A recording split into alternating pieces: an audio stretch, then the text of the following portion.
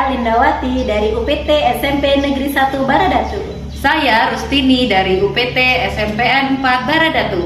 Saya Yulianisi dari UPT SMP Negeri 3 Banjit. Selamat menyaksikan. Assalamualaikum Bu Yuli. Waalaikumsalam Bu Rustini. Gimana kabarnya hari ini?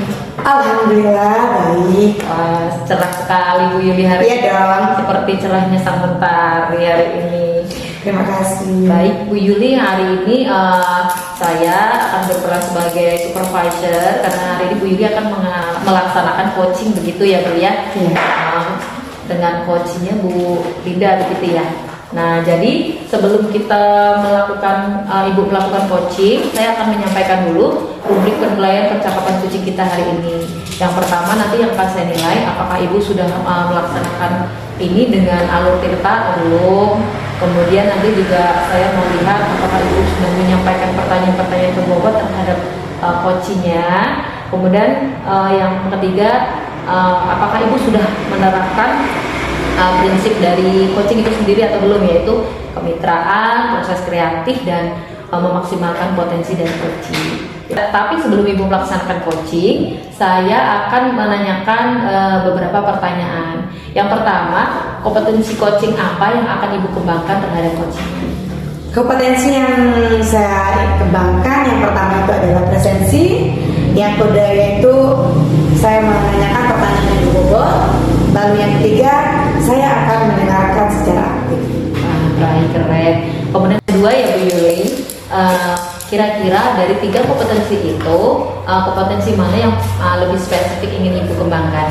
Saya ingin mengembangkan ketiganya terkait presensi tadi, kemudian mendengarkan secara aktif, kemudian mempertanyakan pertanyaan yang berbobot. Wah, oke. Kita ke pertanyaan terakhir ya Bu Yuli. Kira-kira indikator pencapaian dari tujuan pengembangan yang diinginkan itu apa saja? Saya ingin coach saya ini bisa menemukan solusinya.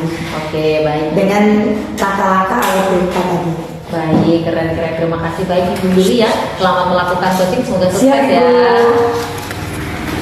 Assalamualaikum warahmatullahi wabarakatuh. Waalaikumsalam. Apa kabar Bu Linda? Alhamdulillah baik Bu. Oke. Apakah ada yang ingin dipertanyakan atau apakah ada permasalahan? Dan sebenarnya ada hal-hal yang mengganggu pemikiran saya, membuat saya galau, resah selama ini ingin saya sampaikan kepada Ibu. Masya Allah. Berarti Ibu ada kegalauan lah ya. Kira-kira apa yang ingin Ibu lakukan untuk percakapan ini? Iya, jadi sebenarnya Bu, saya ini mempunyai hal-hal yang menggalaukan dalam pikiran saya. Jadi di sekolah saya itu Bu, ada yang namanya pembiasaan sholat duha berjamaah.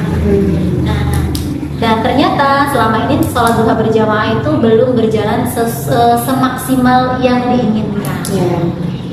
Seperti itu. Apakah Ibu ingin ada perubahan? Betul, saya ingin ada perubahan Bu. Saya ingin peserta didik itu menyadari bahwa pembiasaan tersebut itu dilaksanakan tanpa harus ada dikejar-kejar dengan guru, tanpa harus ada disuruh-suruh, tetapi mereka sadar dalam diri mereka kalau pembiasaan ini memang harus saya lakukan. Seperti itu saya ingin. Masya Allah. Artinya Ibu ingin adanya sebuah perubahan ya Bu ya? Oke. Kira-kira perubahan seperti apa sih Bu? Saya ingin ketika mereka menyadari pembiasaan itu dari hati dan diri mereka ya Bu.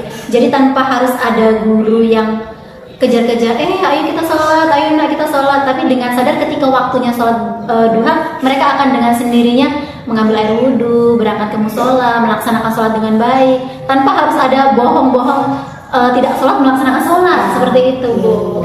Oke, dari yang sudah saya dengarkan, yang sudah Ibu sampaikan, artinya Ibu ingin sekali ada yang namanya sebuah perubahan terhadap siswa Ibu, begitu ya Bu, entah terkait meningkatkan kebiasaan dan sebagainya.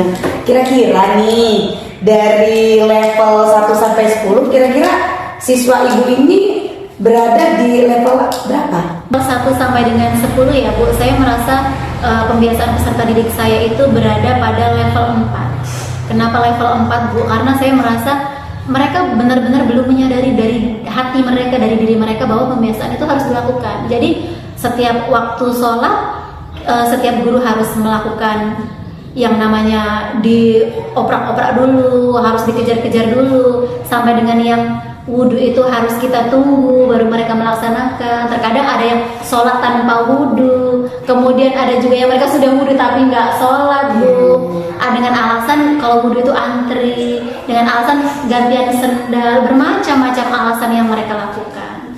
Baiklah. Kemudian untuk kedepannya level berapa yang ingin Ibu capaikan untuk perubahan tersebut? Setidaknya saya ingin mencapai level 8 Bu, untuk pembiasaan ini. Masya Allah. Kemudian usaha apa yang akan Ibu lakukan untuk menciptakan adanya sebuah perubahan? Iya, jadi rencana saya Bu untuk meningkatkannya, yang sekarang ini kan petugas untuk memantau kegiatan pembiasaan sholat duha ini kan guru piket ya Bu. Kemudian sholat duha ini dilaksanakannya itu kan secara berjamaah dari kelas 7, 8, dan 9, sebanyak satu kelas, satu rombel, jadi 3 kelas. Termasuk kelas besar lah ya Bu, sekitar 90 siswa. Dengan 2 guru piket, 2 atau 3 guru piket, itu menurut saya masih kurang bisa mampu mengarahkan anak untuk melakukan pembiasaan. Kemudian sudah saya tambahkan langkahnya. Saya tambahkan dengan guru pendidikan agama Islam secara terjadwal.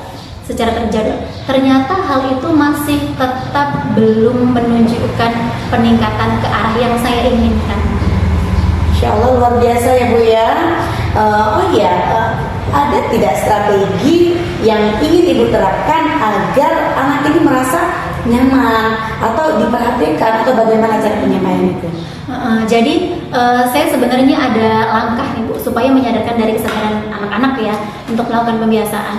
Yang pertama ini saya ingin memberikan apresiasi berupa reward kepada anak-anak yang mereka mau melaksanakan pembiasaan tersebut tanpa paksaan, tapi dengan benar-benar dari hati mereka. Kemudian setelah Ibu sudah melakukan segala macam upaya, ada tidak atau Ibu butuh support tidak dari? Sangat butuh Bu, saya sangat butuh support dan dukungan. Sangat membutuhkan support dan dukungan dari siapa Ibu kalau boleh?